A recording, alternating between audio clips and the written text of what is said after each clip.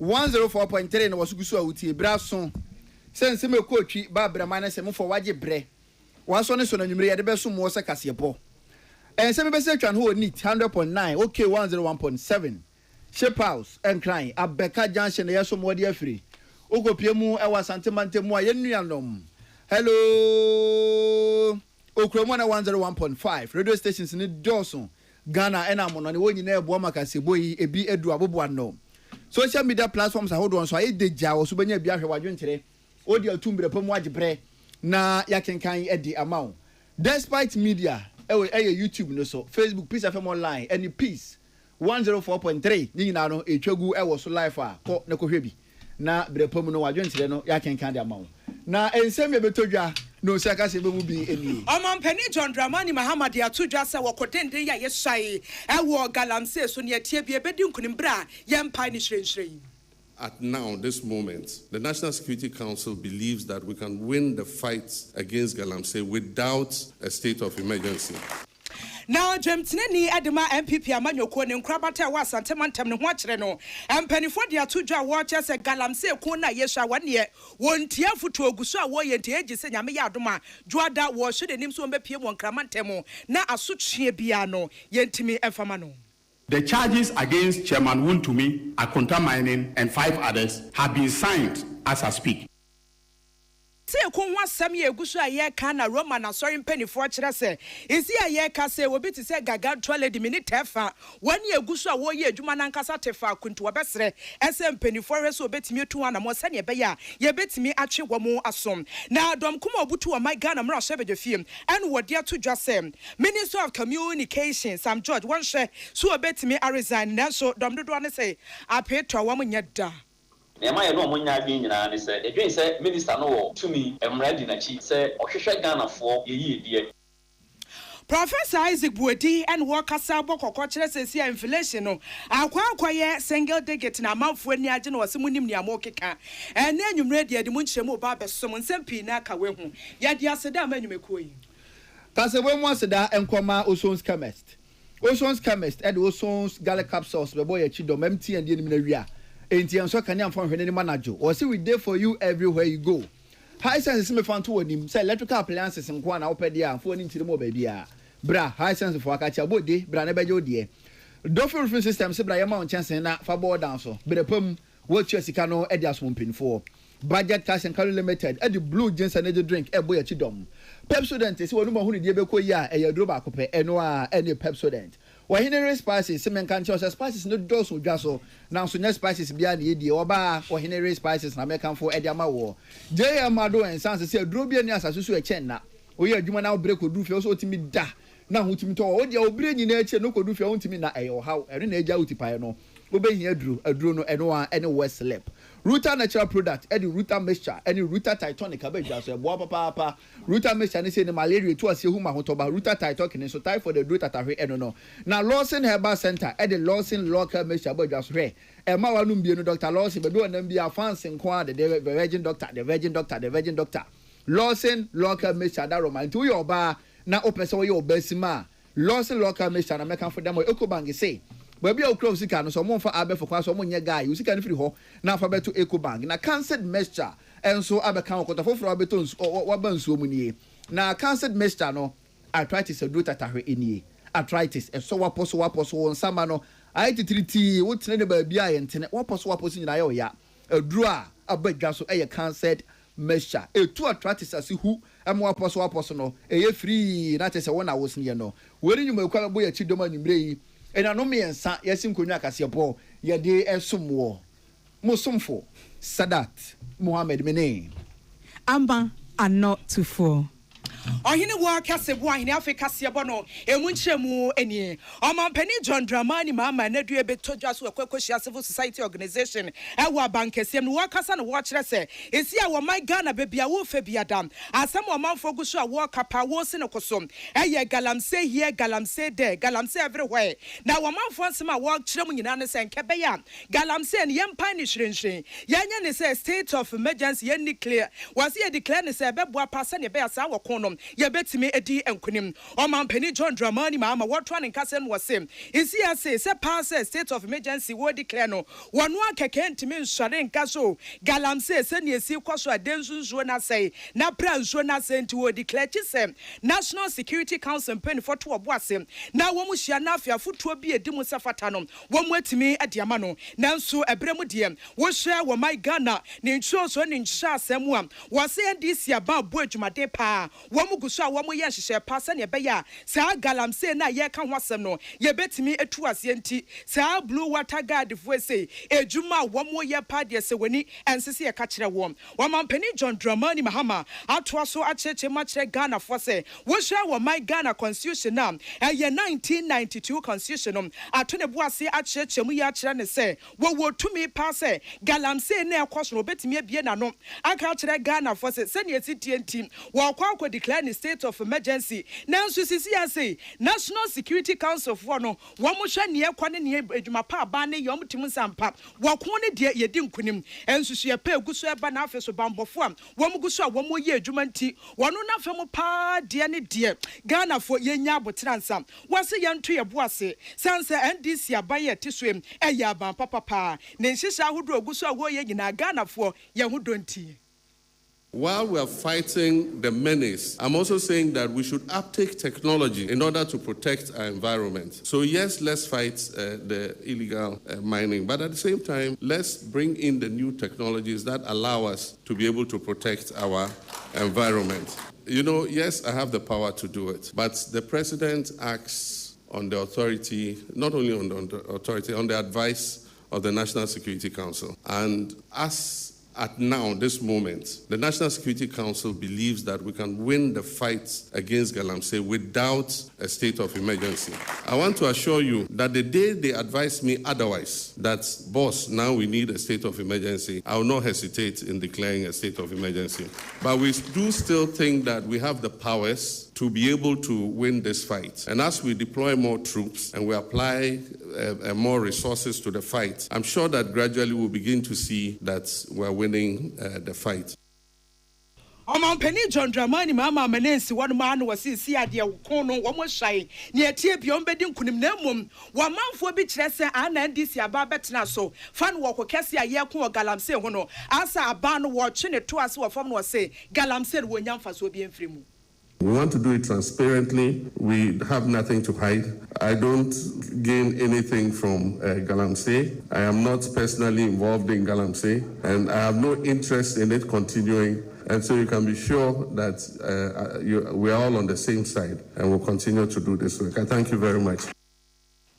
Ani ayokotie ya mampani John Dramani Mahama na wɔwie na wɔtwa ne nkasɛm wɔkyɛ sɛ sisi adeɛ civil society organizations ne nsɔre ahodoɔ wɔne ade bia da bɛte sɛ wɔ bode wura kyerɛ Ghana fo sɛ yɛmpɔtam yɛre sɛ yɛbɛtumi abɔ ho ban na ban ne deɛ wɔka kyerɛ mu nnɛ wɔse wɔde akokuduro nsi yɛ ne ahomasoɔ wɔadi kyerɛ sɛ wɔko ne sɛ mɛma mu ɛba ne galamsey na nya afi na wɔni yɛde yɛn nsa bɛfa ato na ɛnyɛ hwe na ɛyɛ ma ban na ɛte so na nipa a wɔto no sɛ wɔ yɛn DC ne nti ye jano kwaso won komampani se nya de kwa bia so wo ye ne sa wono de wo srɛ sɛ wone aguso no wo mu bode rom sɛ galamsey nya ye nsa se kwa ebretuo ye nsu aguso sɛ no mampani so obɛsrɛ mo monkoso nya ne sa na ba ne de wo fam mochi. But when the new licenses for small-scale mining started and they could afford to bring in excavators and bulldozers and others, it meant that their ability to destroy the environment was expanded. And that is where we currently have our problem. I want to assure you that we are determined to win this fight. And your contributions, your criticisms, your pressure, putting fire under our feet does not have any problem. We don't have any problem with that. You must continue to do your advocacy, to urge us on, to encourage us to win the fight. As I said in the last media encounter, I said that I had no illusions that within 7 months I was going to win the fight against galamsey. And I said that it wasn't going to be an event, it was going to be a process. Omampani John Dramani Mahama nensem eni sansem wegina Salamat kuku a pension e trade by Ba black akrani na chama wuntumi Ghana fo nyina chama dodo na no enim se wo etitene ne oda NPP amonyoku ano e wa santemantamu empenifo che no na sabre na chama wuntumi CID fo aton sa de afre no wakọ ne wonim nyina no yebisa no akoyi ano kama opie free CID fo akati fa na yekofo nso nie ene ne mo achaman de chama kokotwiri mu na chama achaman be kan ekire mu sei wabra woda yekofo akati nyakopon na fa afie nyesa nkoto na anam wonsedo woda yekofo akati na nanam awu dada nyina ho mu nyina asaman tinu ahu ni sei chese eyaduru akiri nyame ama oto na nanam wani nti sabre no ano ina cheke yankopon fa afie achama wuntumi yeyi no na efisi e che chaman na yama ni beli Ghana for chase bisa ho asem se na Ghana na kamia kwa se asem ma epagya ne hu sa pochin tokwa ne de atofo mboko sani Ghana for de ni breche chama wuntumi na chama wuntumi yama ni bela yente ho asem kra no e de na ekoso na ne abamra nimfo panyini Dr. Akuritinga Ayini opanyini ekasa ye wabra aban ne CSOs edwuma kwa hodo muka bi wom di ahia ewo mampanyina kache Dr. Dominica Ayini kasa yem no na wotirim se chama wuntumi woni na konta mining ene afoforo numbi afei ene wo ho nsem nyina no atumi aboa enti nyakopon ya adomo edwoda ye de chama wuntumi kwa kogina daka mu na foma agudie to wotu ya ennam kwa paso sai nsuo se kwaye na wo se asase no wahwe wantima anyia no a ene na je biamra ne da no yahwe na ye de emra no ato Dr. Dominica Ayini kasa yem na wotirim se Ghana fo bisa se na adenti na da chama wuntumi ye ntimi mboabo ne doketa no ne yemfa no konkogina daka mu mboa no emfa no nkoto afiase ene wotirim se enkane aban no se ne wosia katakata ne ma so na mana kwa koye den pa se wo benya dansede de eti chama wuntumi na so dansede kakra mo nsa kan di adanse ye se chama wuntumi license ekuta no odi to fuma gudie no ubowura tano no miri forest ni mu a odidi trash ye wura babie no kwase wo wura foma gudie to enam kwa paso galamsey kono kohwe ni achama wuntumi na kontaman na omai wo ho afa nso bowura boy na kokohwe ni omai no ho wo se adansede omukuta edite chama wuntumi no omo wa hodaso ho se nyankopon ya adoma edwoada wo de chama wuntumi kogina daka mu ase na sitie bia no ebebo woni na kontaman ni ena fufuro num bia omoka ho na yensem na ho eda magana fo afoma gudie to enam kwa paso no omonyo omadwen so mobejai. The Minister for Lands and Natural Resources has underscored the fact that legal and regulatory reform is at the heart of what we are doing in order to change the narrative about illegal mining. So one of the things we have done is to review the Minerals and Mining Act. And I have advised the Minister for Lands and Natural Resources that the current state of the law is such that licenses and leases can be granted over the whole territory of the Republic of Ghana. That includes forests, that includes the territorial waters and the exclusive economic zone. The charges against Chairman Wuntumi, Akan Mining, and 5 others have been signed as I speak. Currently, we are waiting for him to be read his right to remain silent, etc. Na enu achire no na Dr. Dominica Akuritinga Ayini. Wo chire mse Chairman Wuntumi mra nimfo so mo de Nyankopon ya adama Tuesday e benada ena ombetimi apie eno do mo ni hu problem na emom Chairman Wuntumi no one de adwada ena mo hwe nanimu. In fact, when we came to power and I started the investigation with the Lands and Natural Resources Minister and the Forestry Commission, we were finding it difficult to get information. Subsequently, the police themselves owned up and presented the docket to my office 2 months ago. Currently, we are waiting for him to be read his right to remain silent, etc. Before we've asked that he should be brought from, Kumasi. His lawyers asked that he should be brought on Tuesday, but I'm insisting that he should be here on Monday. If he doesn't come on Monday, I'm going to order for his arrest so that he'll be brought to Accra. His rights will be read to him, and then we can start the prosecution. Na ne kwakra mu no na Dr. Dominica Ayini. Wo chirem sa man forces ase edi nkomo se LI 2462 na ma nipa bi hu kwan mo tim bowura kwaye mu koto fuma agudie no aban so obeyi afiri ho afi hu asa aban beyi asa wonyi o se Ghana for adwobre wo mra aban ni guana mu ntuo so endi chebi 2462 LI no ye beyi afiri ho fuma agudie tu kwaye mu pa de lai ebi nsi bi mo mai mu. Also, we have prepared an instrument that is LI 2505 in my office, and that will be laid in Parliament on the 14th. The Minister and I have agreed that on the 14th of October, when Parliament resumes, we'll lay that instrument to revoke the famous LI 2462, the infamous LI 2462, so that there will be no basis whatsoever for anybody to tamper with, with our forest. So immediately it is laid, within 21 days, it matures. And from that time onwards, we will not have LI 2462. Dr. Dominic Akuritinga Ayini. Opening wa ya bambra ni mfo opening na ne. ɔde san sɛ mu tu dwa wa bra ban no na wɔka bi wom na wɔku ti afom agudie to a ɛnnam kwampa so CSO so no ɔmudi ɛhyɛ ɔma mpanyina kache ɛna ɔpanyini wɔde nsɛm yi atu dwa Salamat Kuku apento na ɛboaboa man boya no a wɔde ɛbɛsom yɛn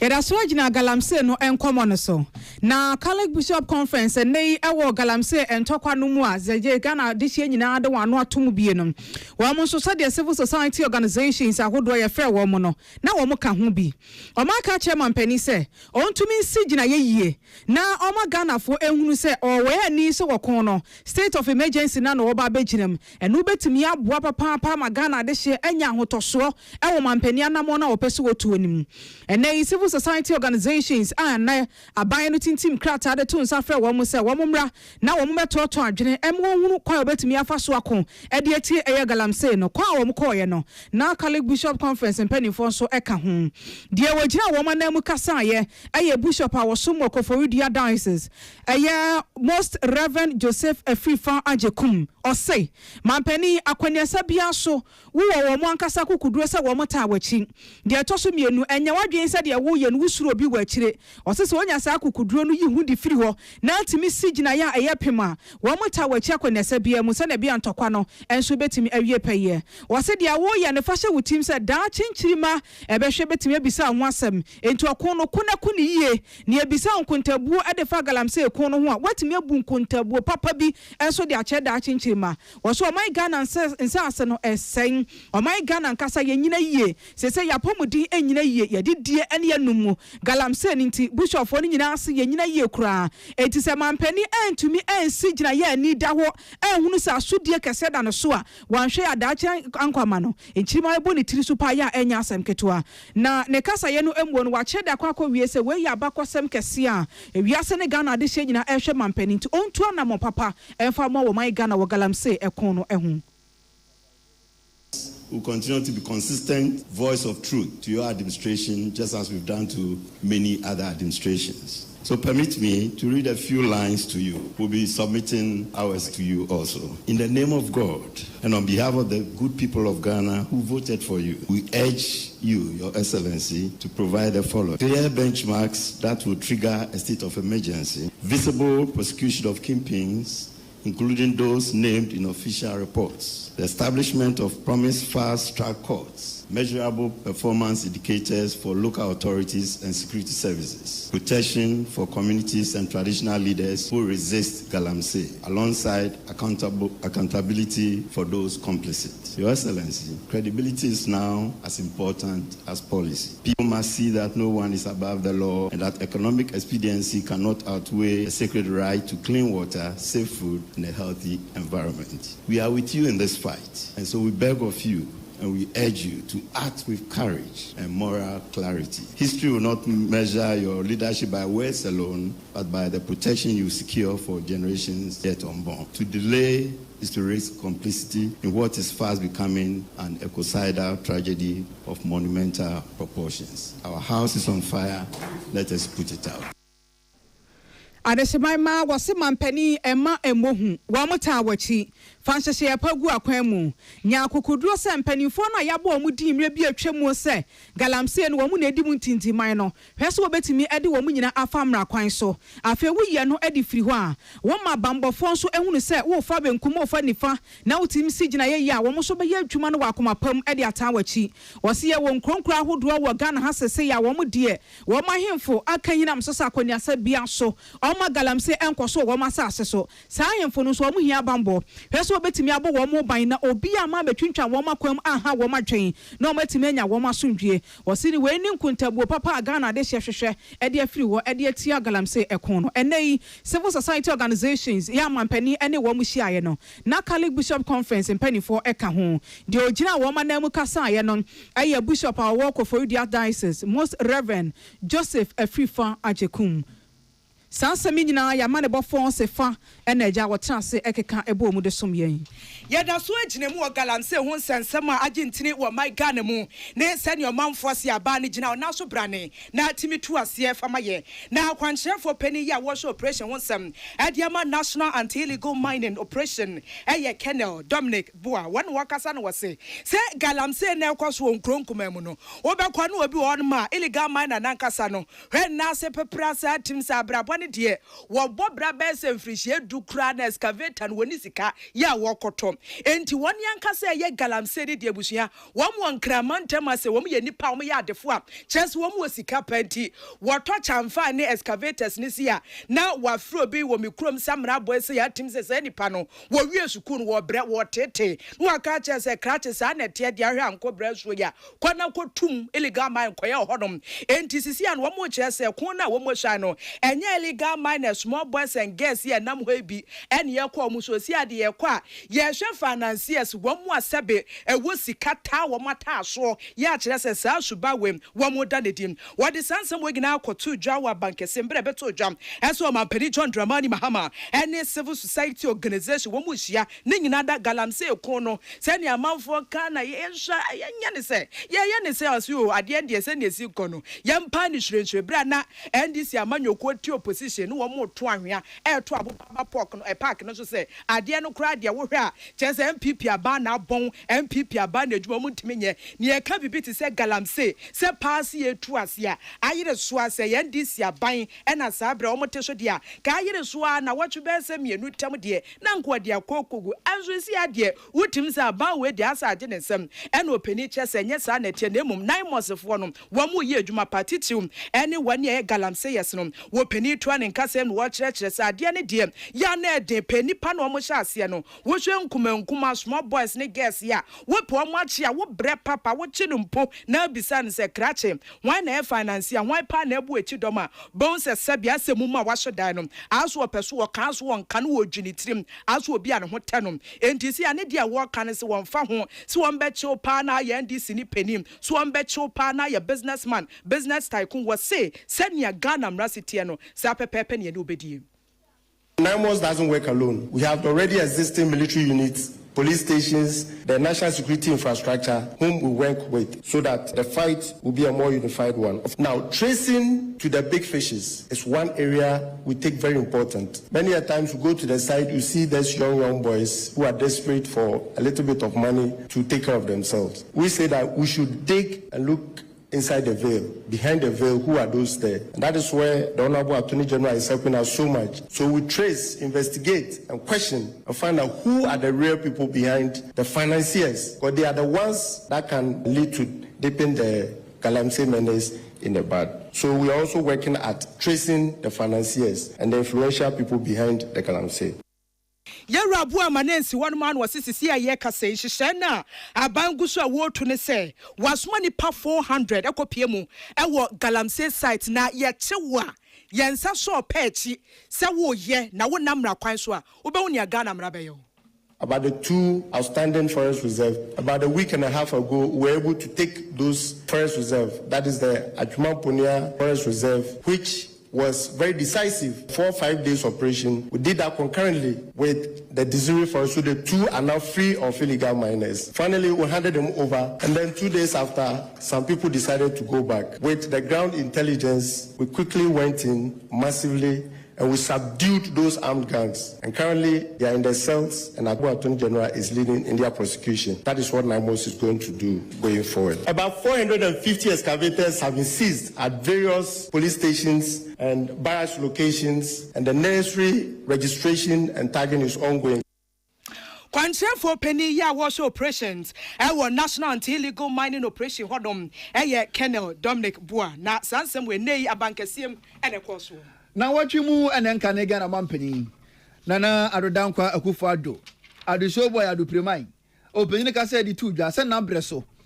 financial restructuring program ekoso no wo huni say ankoyi Ghana fododo na nsomu yi na afinsan wo twen osom Ghana na yade a ekoso na ba mu a wono ankasa no wodwene wo huni say ha na adwen popa na ensemo Ghana mampanyini wodi atudwa yi ana ma associate professor of Finance, one also or your financial risk assessment manager, Professor Francis Achu. Openya ka said ya to aban anim says, "How do you know when can get a man pinini ye na ne waka ho asem no?" Or the kokobo man this aban we be. Say man down so da yeda, say pensioners sika, e kwan bi so de ne se koka, say or the kwaye den, wo se da bi pensioners o musika no e yo mo nkwa, e yo mo moja. Eni si obi di ni sika beto ho ana so de bebo aban busia se aban wudi osom mekoma ho mejie mu no manya sika se bi anyini awo na me de bo me ho bra na aban beka sa ho kira ba bibi nti odini se koka sa sika no de prophet say aban hwe na wanwe no ho da o se pensioner bi beto bond anampo pension schemes ni bi no no nkire se nipa ne se bi ni sika no de beto na aban wo ho kwan se ode won saka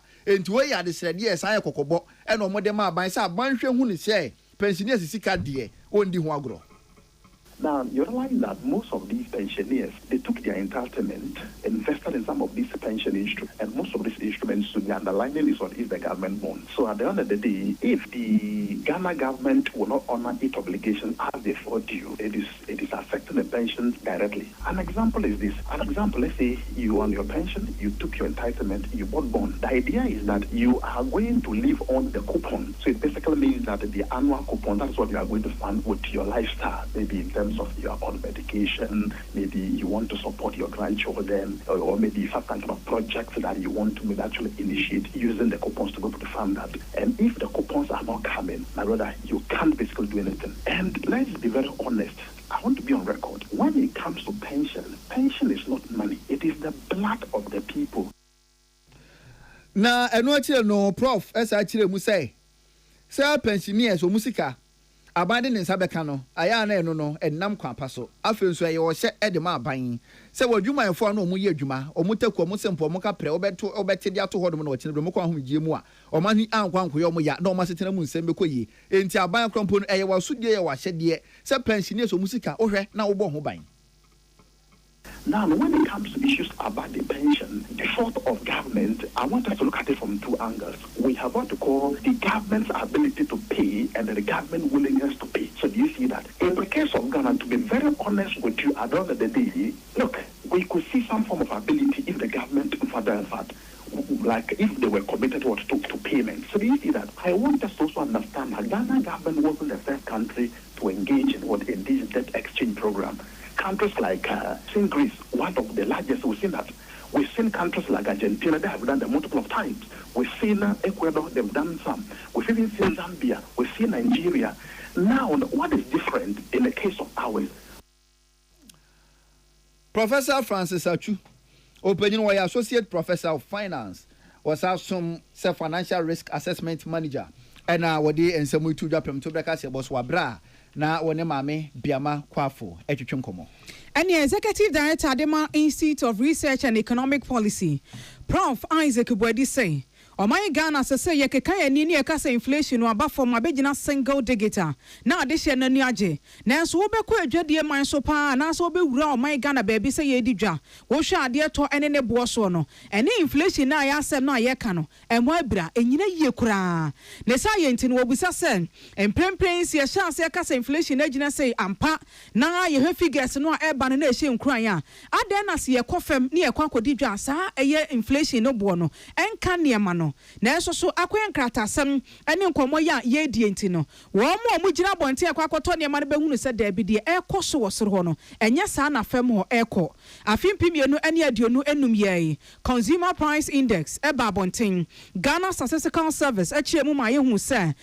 wo hwe inflation no a abegina 9.4% na eno akwakoche se emfie 9 entamunie no sa single digit no yenyanya bi na eche se enhyehyɛ ya panifo di gu akwemu edi for inflation no abo atwuma enti na sese yetimi ahwiri akwakodu single digit ne sa no na kyese eya ne sa se etese anso di a e wo se nkasa be eniema bo a ahwiri kosoro ka ne bo den no e wo se nketimi ba fom na nka nye mpanifo na be kyekye mu o enka ade na be kyekye ne hu wodwam to obi wura mokola dwom ankasa de esi ton ade bi na hwe aba fom na ono ankasa ate asese ampa inflation aba single digit na kyese eniema bo aba fom ana nka obi koso amedwom koto spare parts bi e de afi so magazine for no wa e wo se ebo ne ba fom na achie mu di achie ne se ampa inflation na ye ka ho asem no sa ba single digit no e frase e ebo atwuma wo fom ama obi anso atimi atobi na so prof saying inflation ni gina single digit and penifo aka ne wo ho awom ho na so ba fom na akwakoto ade a Ghana ni di hye no no kwakoto na de ne de ebo no da so aye atwamene e de ma no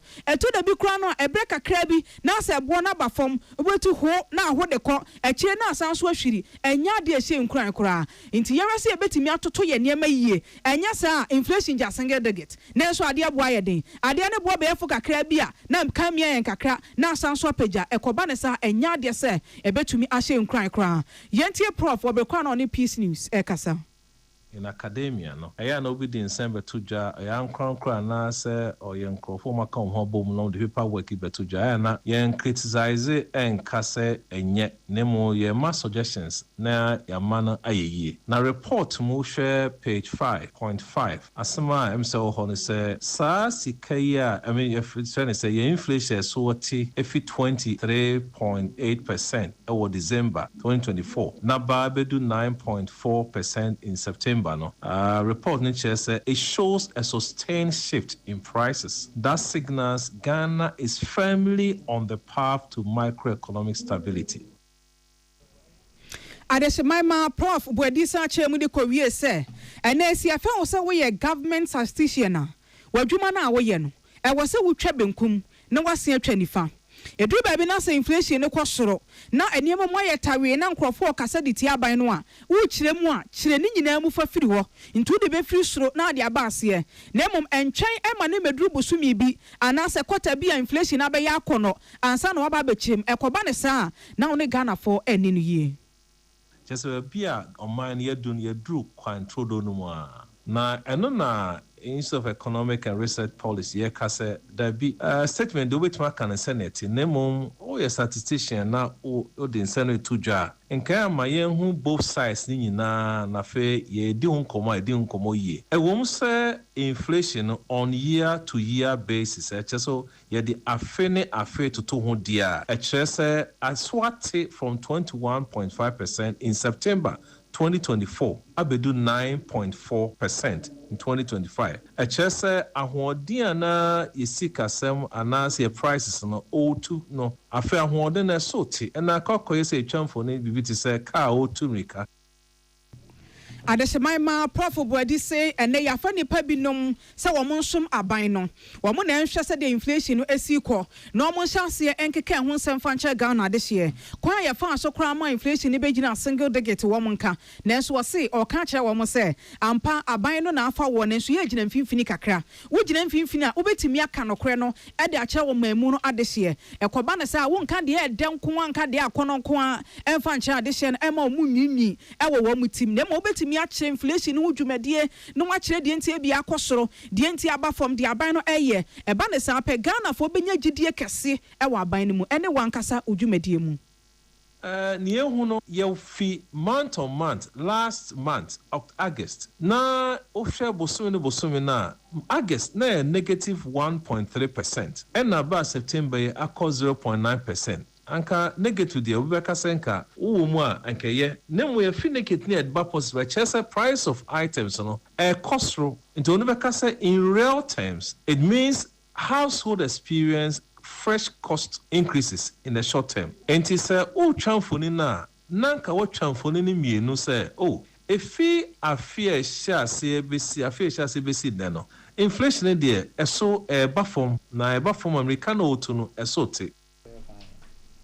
Adeshemaima Executive Director Adema Institute of Research and Economic Policy Professor Isaac Bwadi ena yeten nkano yamanebo for George Osei ena nsemi okeka efuaso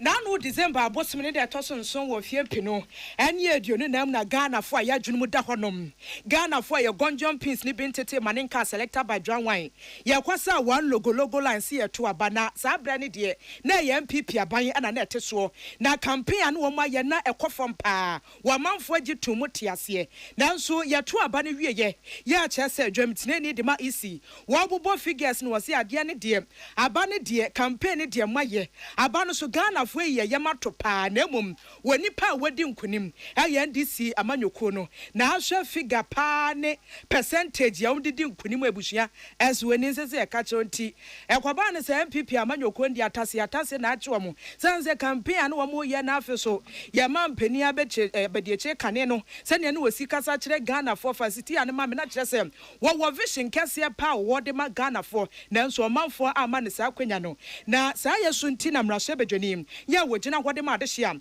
wo trobo abato ampehia so Gloria Ousu wo kasa na wo se si ano ansa atase ache members ni bi e wo MPP amanyoko ni mu 2024 sa ntwo bi na amanfo di ye no na kwa se blame game ene ya simesi ene eye wei wo se wo abone tofa de akere mo se sa ntwo die na ekọ so 2024 no nya hwe eye nipa bi suban enipa bi su ene wo mo ban e wo MPP amanyoko mu wo mo ni ye bia ne wo mo da na die se pass ya to abade yiu e ma wo ye government appointee ye betimi afre wo phone yi sa na ni tua pa wo bu ani kanche wono kro wo hu ka mu a ka no abone tinted wo hwe wani mu die ne wo twem wo mfa ho kra wo mfa anya hwe na party boys and girls wo mo tete ne wo mo bre wo mo se sa na tie de so kra be kire mo se 4 years any 8 years na nche be banti any e ba ho nya de akwa bia so wo mo koye so wo mo kwa akoto aba wo se pass nipa wo mo chusu no wo nipa wo mo yi ne se candidate ne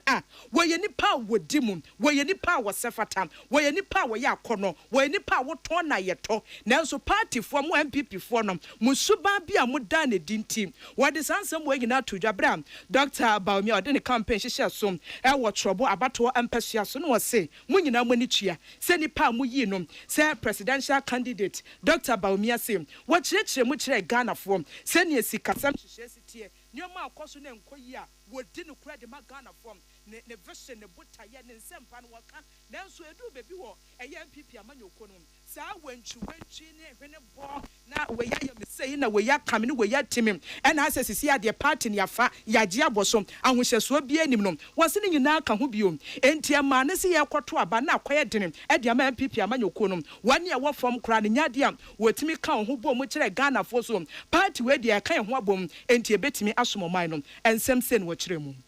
me call Domi market se me kwa akoto ade me call ye ema ewo dwomu ho ba ku mo se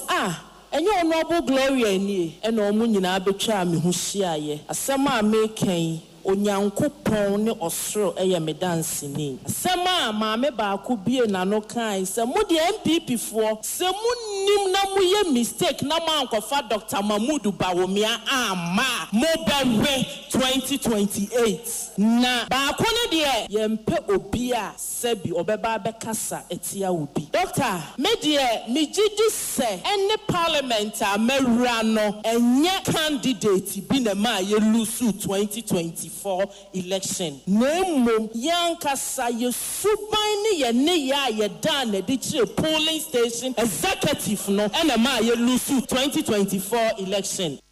Emrasa bedwani ya wogina hwade ma adehye wo trobo abato ampasua so Gloria Ousu ene wo kan to wase afi pa de se wo mo kosie nani akoto aba nipa wodi mu ne wo sefata ne esano eye Dr. Lodge Mahmoud Bawumia say wo beboa pa ma MPP amanyoko no etimi edinkunim wo 2028 general elections na emu na anu si mpanifo se meko manka bi emfa nkasem anu nti kane wo mampani abedi akire ya sisi ogusu a wo kasa kire MPP adehye ma se wonto abama no na wo him Frank akese wa MPP amanyoko no Dr. Bawumia kasa no say ade ba ko a oya na yaw fantini kan ade ba ko a hye ne nsunu mo pa akire se ya na wote kura ya na wonim bebi efri ba ye ene se enei wodi wani kire mu e wa MPP amanyoko no mu a saa me fri ha we kakasa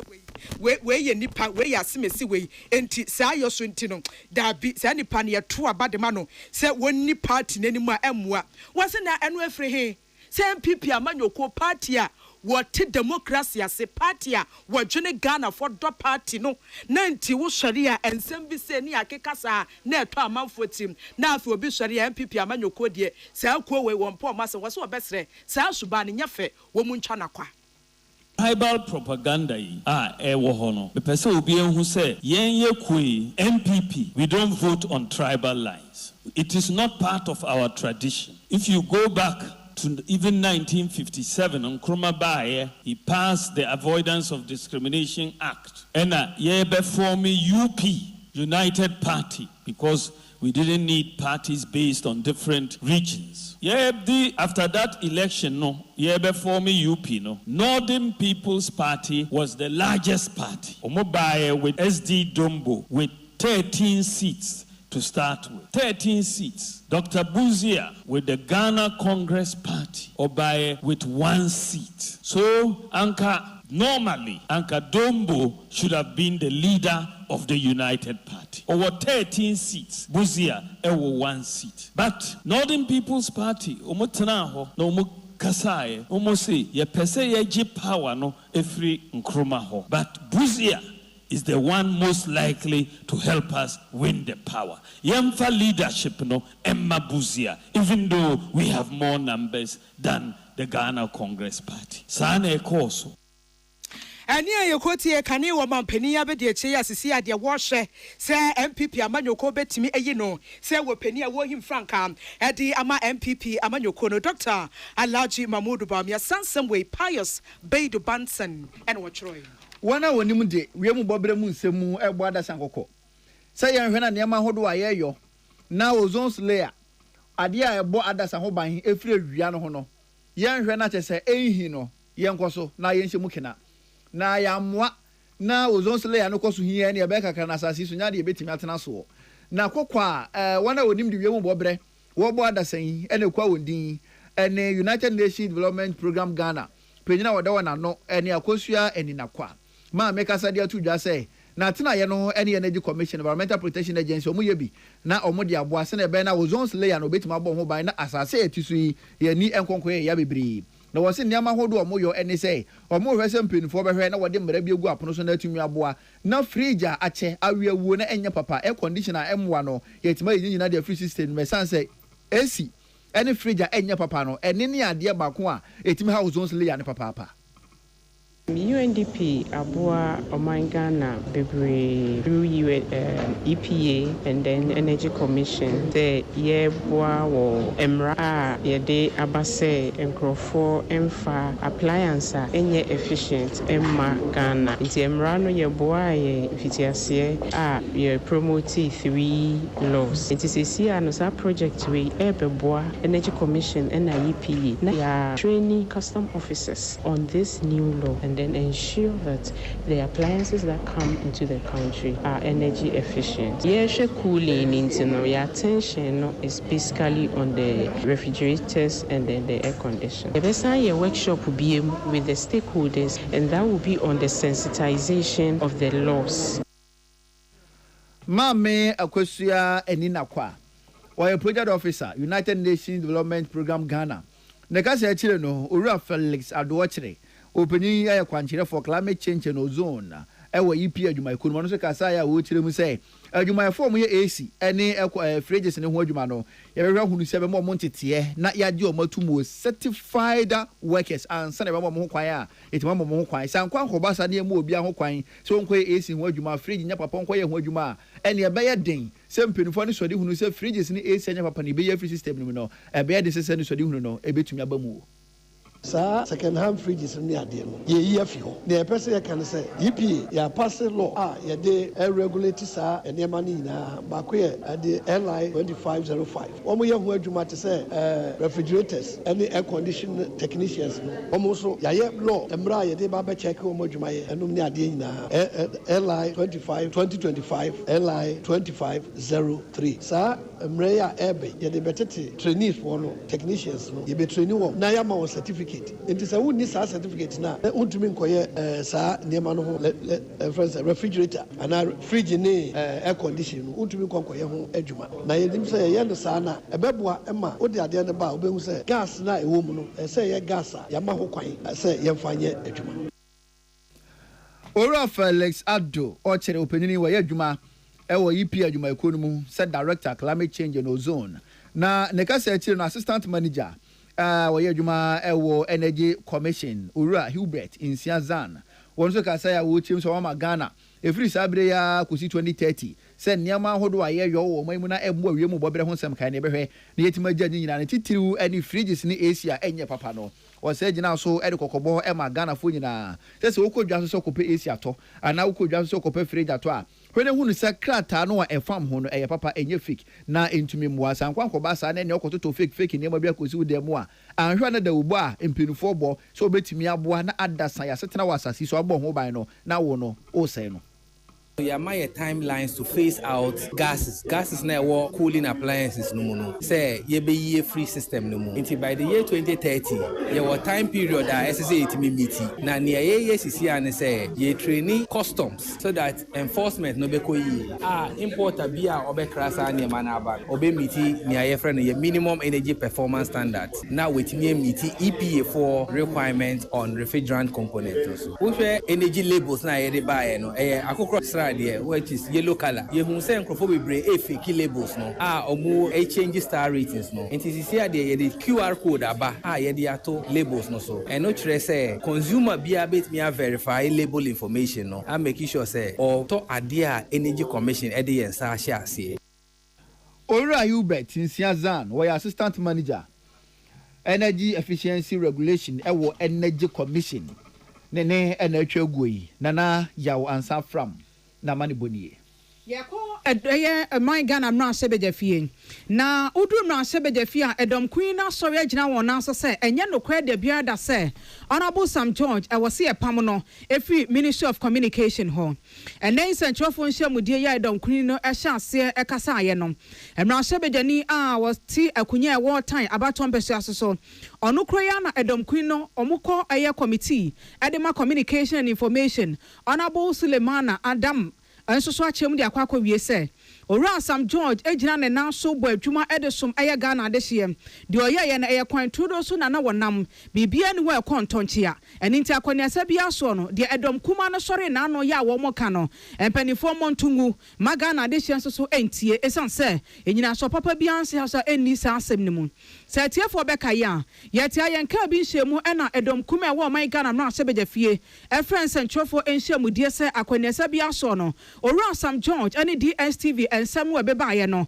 opani no wantimi anya n'adwuma yie sabi kwan ofa so ne wo mo kasa ye no se ba ne se wo man Ghana ye se wonni dwa bi anko me aboka wantumi anka ne sem yie wonya obi a ye soma ne ma ne kwadwom wokwaso nkonko di dwa esanse nka wonpe ade ente so no anhwe de ade ane boden ena betimi abre wo office ne nso awote no aye public officer ehu hia se eye gina sidie bi a wo sie no wodwene wo man ne ho ansa na watimi asisa gina ye no eti no akwaniasa bi aso no wanye n'adwuma yie amane ma ye toroka wo hwe ayampia ya Ghana de hye bi etoto de ma no a edom kuma ne se entwa yi eye nim guase de ma no se oman Ghana ye minister eni nti aban ne hwe na wanyi nadi ana senke beye kro na nkrofo bi brofo integrity ni senka wo bia ene ono anka sentintim krata na wonfa na adwuma no ento asemi beto otwa ena nei edom queen nso afense ntrofo nhyiamu ena wo mu kyemu se akwenesa bia so no Sam George ebo adwuma so de so my Ghana ena ono nso efiri se yebo ni din se wo meye Minister for Communication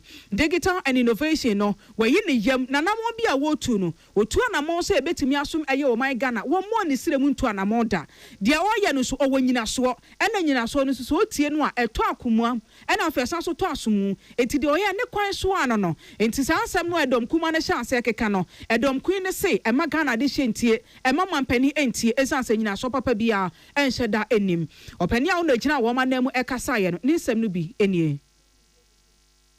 Yemiamo MP2 ye no mo communications committee era essential for nhyiamu a mo hia ya o mo kire se o mo frɛ se Minister for Communication Ewura Sam George on fa na dwuma nto ho se won fa na dwuma nto ha o mo mpani enyi minister no boni nyina a wa ye o mo se ni minister boni nyina ne se o ka kire Ghana for se ye beti DSTV boss na ye nya nto according to o mo no ye nya nto na mo ye nya bouquet value for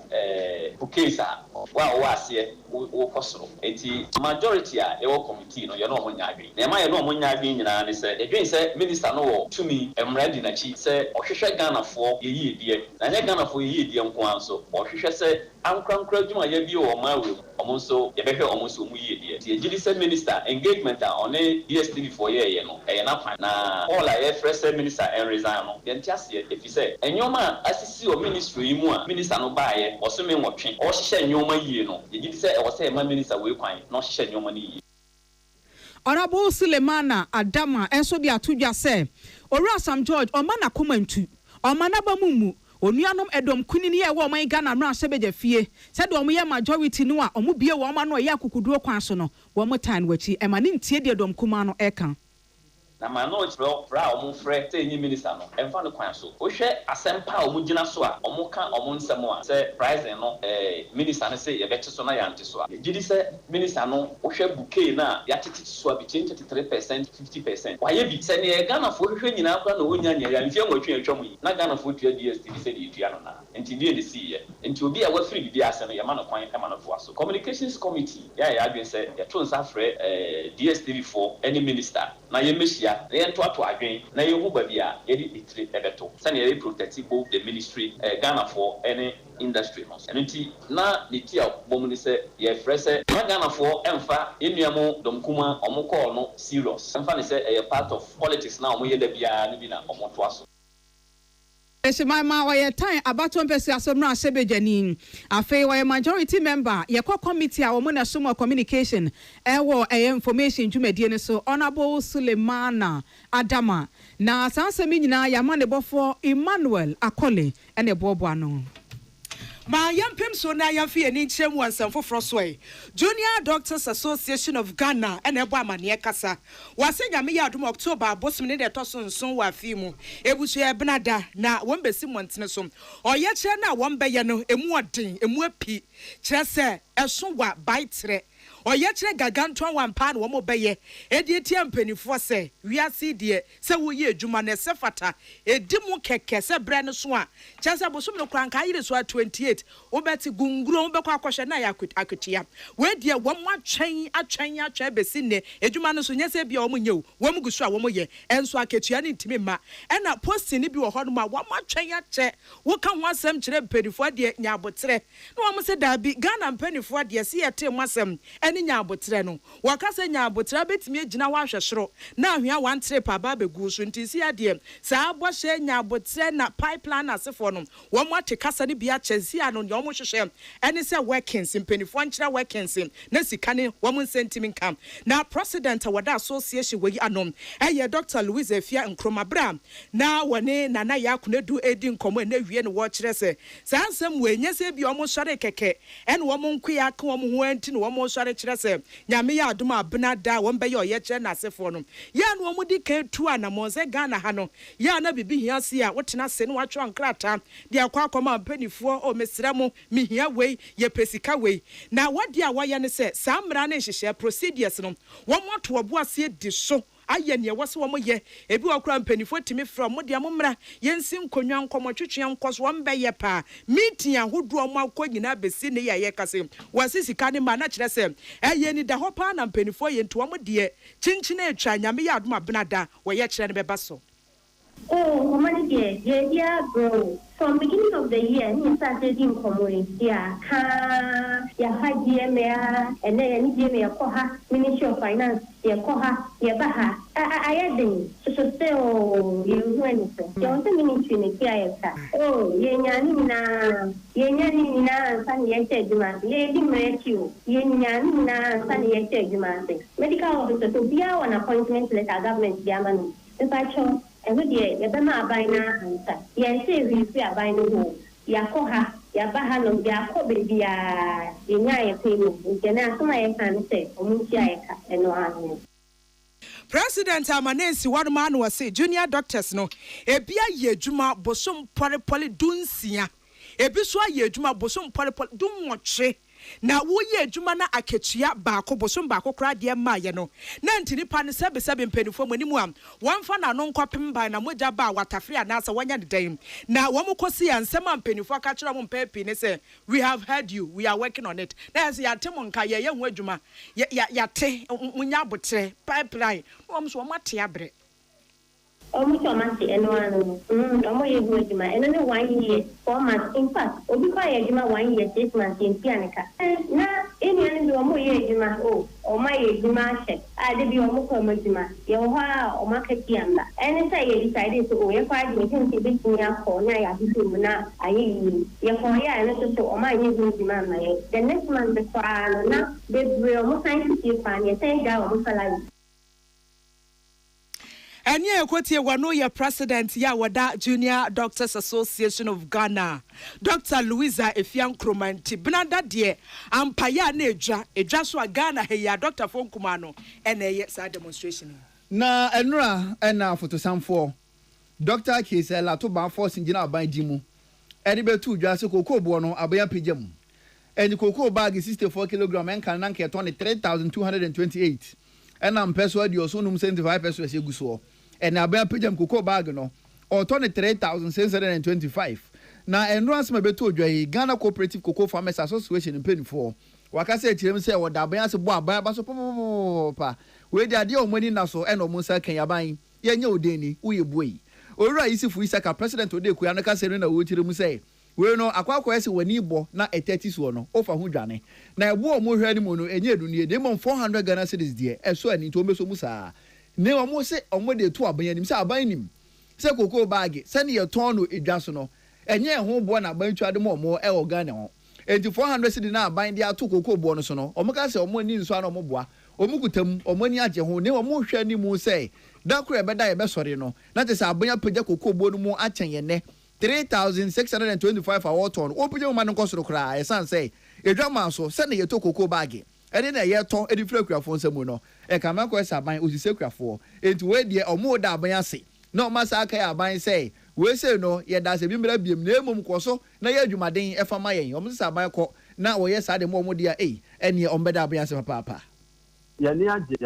sɛ aban atumi atu anamo a ɛte saa na wɔde 400 Ghana cedis aka kokoboɔ no ho ɛde ama yɛn na magyedi sɛ saa namontuo wei yɛ namontuo papa akuane bi a ɔwɔ Ghana bia agye tum sɛ ɛbɛboa ama koko kurayɛ no yɛtumi ayɛ ne yie nanso notwithstanding that na as a situation your position ɛyɛ very clear sɛ ɛboa na aban de ma koko akuafoɔ no in dollar term no yɛ $5,040 o convert de aba cedi a ɛnyɛ 3,628. Nti ye gidi sɛ ebi aka akira ɛsɛ sɛ aban de bɛka ho na reflect ɛyɛ the price na ɛwɔ hɔ a ɛsɛ sɛ akuafoɔ nya which is 3,900 per bag. Ora isaka kire mu sɛ ɛbo aban de abayi ɛne wo hɔ ɛyi dollar no sɛ ne yɛtɔ bag bia na o convert the bag Ghana cedi ka me akwese mbu ha mu tete mu aduo 60% de aban atua Edama Ghana kuafo eye o mani so ne wo mo hwani mu se wo ha mu titemu aduana 40% aka no wo kina da kura ebe da ebe sore no na aban aka se o mi tua de aka kuafo wo ko ba sa de a enka atawifo o mani beje papa oh ya miki 60% esan say the aban wo soro che de aka no enti out of 700 Ghana cedis now about the 400 abeka na aka 300 make us halfway no ya miti system cha 40 a esa about the beka which is 300 Ghana cedis esan say ele ofa Bank of Ghana rate eye 12.5 and a cocoa buo no eye $5,040 into multiply 5,040 by 12.5 now divided by 16 eye 3,900 and I know the extra about 300 Ghana na akano. Also, meso. Openyina ne ne atwagu yi eyowura Isifu Isaka.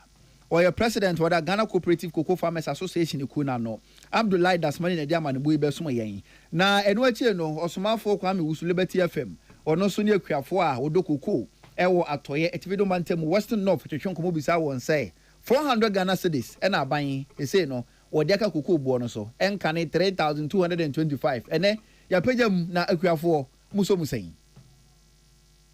Aban enam say ojuno akuafo hunti send the 400 Ghana cedis akan old price na ye 3,225 no ho and say one bag of cocoa no akwakọ ye 3,625 enti eyade a eye ni so akuafo ye ni age okom dia ne omen enti dia hwehwa no say watu mama ye nyame hira na ye mompa ye mesuo ni to na cocoa ne mra na je say entumuma entumaye enti say watu mama ye ye de nyame kaye de no so ebru Cote d'Ivoire de no 44,500 no a ene o wo border no o wo hin o e che say ya ye pio risiki nka na ya boye de no ho ba ebi enko ba bia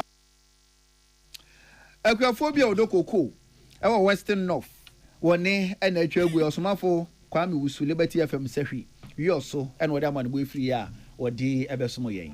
yade ba ko etete Ghana de hye pa ne titru emma no eye kokram yade a eto no fomum na edru October bosomi se ya na ehon komo na ye de na ye anika pa etwi nipa bebre adwen de siso ma wotimi nya anida ho ne ahotoso se akoni asa bia so no wo se brano wotimi de wonsa keka wonofo no ehunu se foreigner bi o ye badwua bi a ansem fata wa ba behye mu ana ne wotimi de akware sabia na aboa ho Professor Owo Radiology at University of Pennsylvania, United States. Professor Andrew Medment. What they are to just say, Ghana buying and so in an announcement yo. Now one shall say for Sikanga, one more a bit my mu and Timania in Siano, Ediaba, Ewo, no formuko cramia diano. Nanubetimia Buapa, Emma Brano,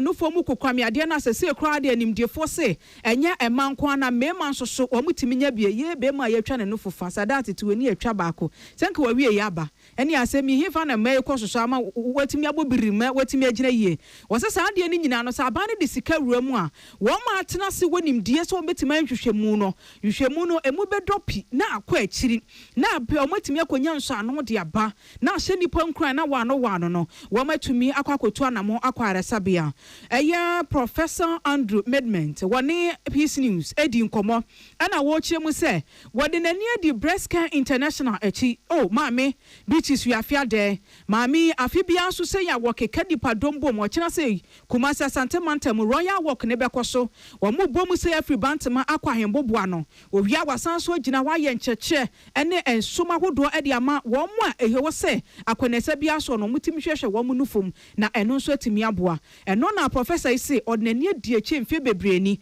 wo hunu say mami ne bo adwuma so na nipa binum say ene afoforo bi a ewo kokwa mu omo so bo adwuma no aban ne fa sika nwura wo dwumadie mu wo munye hwehwemu a emu do na omo ntimi mfa nso ano ahodo bebre emra na aboa papa na ahye nipa binum nkran na watumi akwakohwehwe won nufum brano na nabaso body a wode ama Dr. Mrs. Beatrice Wiafia den o say akwaniasa bia so no maame ne emma na bamumu wonim se waye no ho one man champiata a wo kunditi anofo mu kokran yade no na omana bamumu se bia wonye nyamwa onton kwaso aye na oyire ne ho ya ebetumi aboa papa ama nkrofo egusu te ne nka won nkrofo ama so ne wiase afa na nyina no Ghana de hye so betumi adi ne ho emfaso yentie prof obrekra na wo hye aban yin kran se won fa sika enwura san hwehwemu a yedi etia no fom kokran yade no ne nsem no okaye no ebi. Breast cancer is the largest killer of women in Ghana from cancer, and it has to be made more of a priority. You know, my university has a focus on global health. And, you know, we have programs all over Africa, Botswana, Lesotho, Ghana, others. And so, you know, our role here is to see how we can help, you know, through education, through the development of technology like Susan's company. We should not give up. We have to fight. We have to keep going. Adesemaima Professor Ewo Radiologist Jumadi Animo Ewo University of Pennsylvania, United States, Professor Andrew Medment. Now openi koma wani edi yen ena Peace News atwe yadwen EDC eye Chief Executive Officer Edema Breast Care International Mami Beaches Wiafia de so ne se mami wada ma wokra china ena Royal Walk eba bekoso base mfinhia du ene akire nie ena edu October busumi bia mu wa afi bia mu a wode sa eye walk no eba so Inter was here to me new din common bisa se pink toba ni womi watching us saying and yamasi adiako na ma mecha se any so ena wo ho ase afibia edu October busu minimu a Peace News ye de ani di ne dwumadie no achi eno kra ma na ni gise sabi eye adwumaso ena wo bono ose no kwasem ye bisa na abrao wo kire nyame ya adoma Royal Walk ne bekoso ene ye wo mu hyase anante afri bantema awurawura mu kumase ne nutu akwakopie mu ahemboboa no na kwa wo mu koni nyina no wo se na wa kuski nsam de agu nkrata so wo de becheche ne titiru emma na o ma wo mate ase se no fom kokramyade no wo winning term na so the buyer sabia baby to say breast care international saying omo be hwe wododo encheche bia wo so omo de ma no omo de be ma na bia so abusua so na sabi onofo nimpo obi nkase poduo nse na so de ehye ebedi ne dwo obi nkase ntwa onofo no na so sa wotena fie ma ne didi wo che na wo de ba empanifo edu se wo mo twampo no ancheche omo de be ma no e ma wo wuntem obetena se da yentie Dr. Beatrice wiafia de Tuba and I near a friend of the royal walk. Ye walk you kumasi, ye shall say fee, dungus roya, ye sala, ye woni baby afibia more than 2,300 man a yare comb, yentimin ye comb, ye say yensuyema awareness na kosro. Adeshima Chief Executive Officer Edema Breast Care International Dr. Beatrice we are here there ena yete no nkano Otobro sie kwadwo buadu adama na nsemi yensakaye ye begina we su na ya homeka sebo no so ye besere mo ne yentena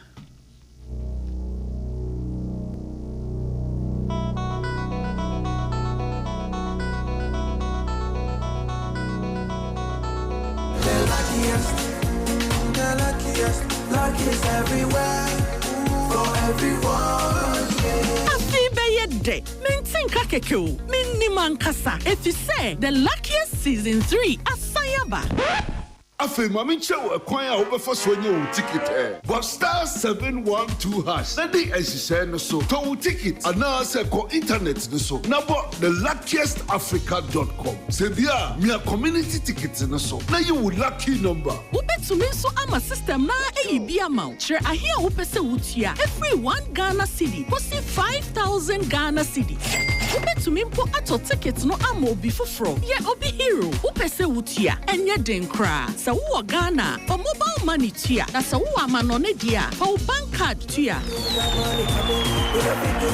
ticket baako ebo sika no ho empay ahanum 500 times we ye massa ye pe there will community de benyanso betimi aye emoho edu 10 times inti yen kambom na yen lucky na luck bebia shawo hoso enye ma wona wondi infiedu watching luckiest jumedie yi enele imrata chire wo Caritas lottery platform no so happy delightful June swachilala chichi soso afrana pa epe pashu breakfast and was in woman you happy delightful juice against with toast cereal and even them cool and we a bread and fifi the most fridge man happy delightful juice one of what and you be here come to relax away to when you let's say what the chamado happy delightful juice of an berry brain you be all day long on fruit juice I'm happy delight one different flavors different size you number 1 liter number from 150 and 250 ml e benye bu healthy life shops on your supermarket happy delightful juice loaded with taste. Sisi adie edumani move big contracts no so cost so big if you abram if you see the DPS pipes e bo eduma no no complaints no excuses smiles nkwa enti contractors plumbers agency for any obia we see die DPS pipes e connected better no leakages a sign chapa say upe PVC pipes HDPE pipes PPR pipes DPS and sanso your correct my project bia fresesia 0543 662 727 Pomechira Kwa was Sprintex Road Coca-Cola Chilewa DPS pipes connecting you to life. The luckiest, oh yes, luck is everywhere, for everyone, yeah. The luckiest, money is life, money the key. No matter the weather, me and you are the need. Papa is sick, it comes to the money. When you get to an insufficient abafie, my yeduma, near Wuhianela, the luckiest, luck is everywhere. The luckiest, dial star 712 hash and stand a chance. The luckiest, buy tickets for yourself and your loved ones. The luckiest, bankers, friends, luck is everywhere, for everyone, yeah. The luckiest, yeduma. The luckiest, luck is everywhere. The luckiest, nurses, drivers, luck is everywhere, for everyone, yeah. The luckiest, you could be the luckiest. Tune it in, turn it up, Peace FM, and rip off the knobs. Kasiabono SC. I can come for you, me. Sadat Muhammad Mene. Ama ano tufo. Ohine wa kase buahine. Kasebo mo aseda yam fama Osons Chemist. Osons Chemist, that Osons Gala capsules, but boy, chidom empty and see we there for you everywhere you go. High sense see and found to him say buy electrical appliances for party and phone into the mobile bia. High sense for boro mu showroom be a ben wo mobile kon dem na body call nekwajo de ndudu mu a obeti my friend 0302 550 000 0302 550 000. High sense everyday prices for everyday people. Doffer roofing system is one society general sika kwaba de hye bia ba. Eda ma me de wona hye ne koye pa wonhwe. Se wo si dan ton wana san konkrodwum ani. Watiti wo mawre mu dan wasi akasa obeboso ahode na sabra. E ma won chance ni bi na adam bodan so be pomu no watwe sika we da man pinfo we yenhye ye pa. For ni kire mu e wo East Legon Trinity Theological Seminary in Cheho mo pe. Allied Force Station na chi pen ye wo obetima frɛ 0543 661716 0543 661716 and I say 0243 232 818 0243 232 818 and be chat to 0308 040 096 0308 040 096. Duffer Roofing System, Hating Roofing, Ting Duffer. Budget Cash and Carry Limited, at the Blue Jeans Energy Drink, a bag and a jasso. Bayan Fincher, Junior, Chilin, Blue Jeans Energy Drink. And my papa, a dear, and one of the now some for Subin, Tissa Yanamu, dear cafe, and Kwawe, dear, vitamin B2, B3, B6, B12, Torino Gurana. Ubena some for so bowa po dempa bema no ye or bounce no ye and do more now after budget cash and carry limited 0208 128190 0208 128190 and I say 0550 010000 0550 010 Pepsodent is one who did be what Marcus Masamoa, do one muni, Ubedu and Muni, a droba, Enoa. Any Pepsodent. Pepsodent they say who use one do their choose and a mouse young one obedi while in a mabonka say my uncle through say was so ebebubu and winter no your dounty a drona hodo N9 cavity fighter protection chalcony herba nina no just until store na ebe wo no ko hono mo a nea eboa wo na se wani je hono na waje wato kuma pa ene wo kuma wo ho adantamu ne kese pa beboa wo na che se woni ebuso mu nyina no mo no ma hu ni di akoye Pepsodent gidi sesiri ye bia no ehun hia wo henere spices wo dwa so omo se nya spices bia na yedi o spices bo ho no mo a enduro nko a obedi abe obewie no na che se buso no mu nyina no akoto yare e na odi abe ye omo use wo henere spices and no spices papa aduane bi a wo ye se nkwa na wo ya bomu eye jollof chicken beef spaghetti and say fish dish bia no use wo henere spices varieties in wotwe ene wo dwa so ye wo chicken ye wo stew ye wo beef ye wo fried rice goat and na shrimp seasoning ni na ne wo dwa so intedwane a wo ye no kwa na waje hu seasoning na wo da kopiti wo dwan so bebo restaurant ne choba for signpost atwam use spices papa e betwetwe dom e dia ma wo no a ene wo henere spices ne do mu a na wa 0207 805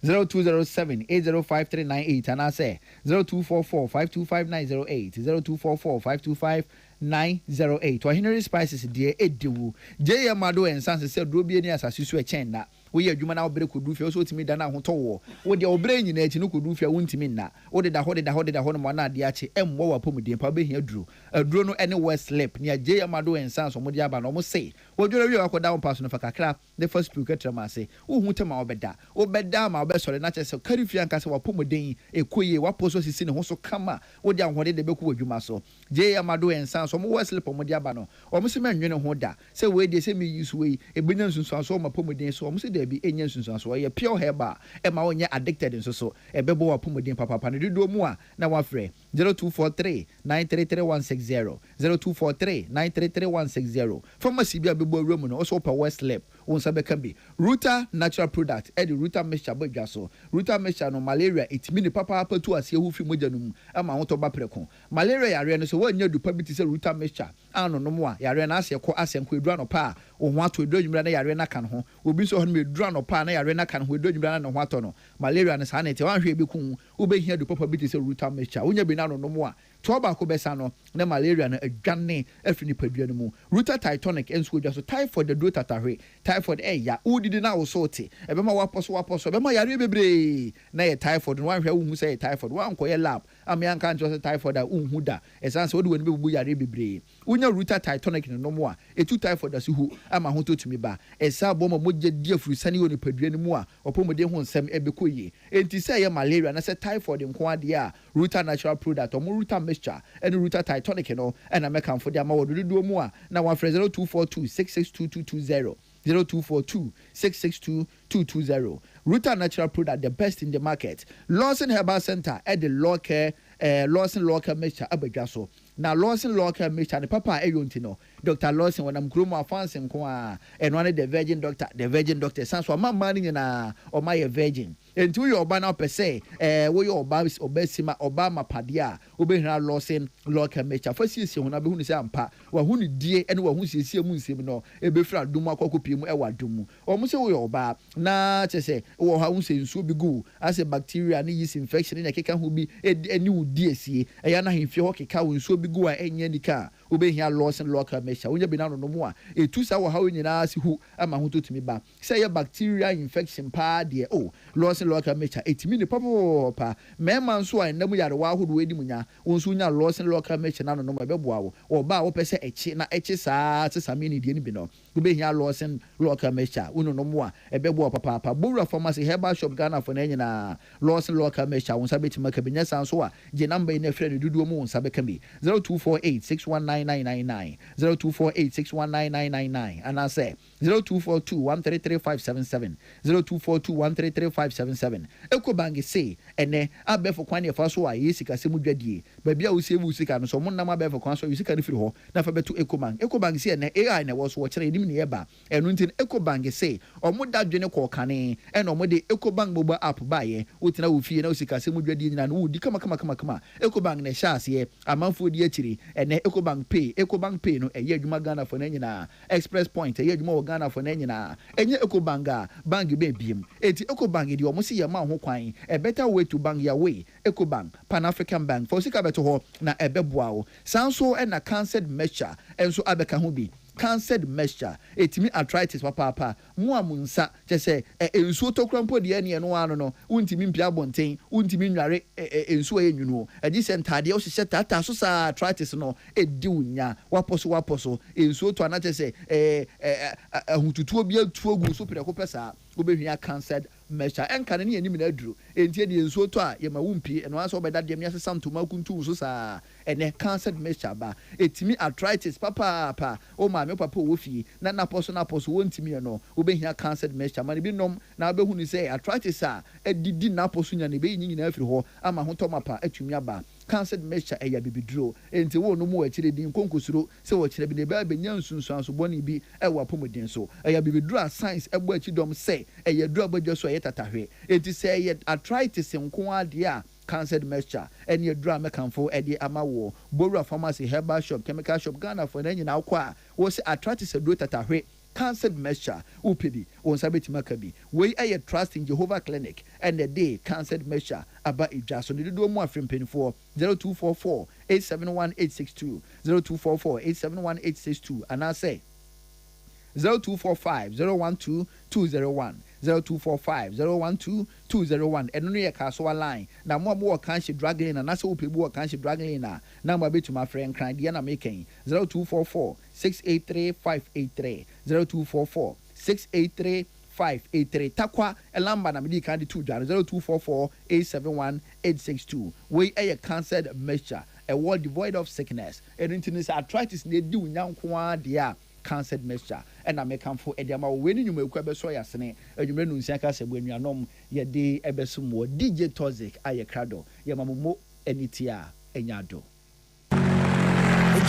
take it easy. You're listening to Peace FM.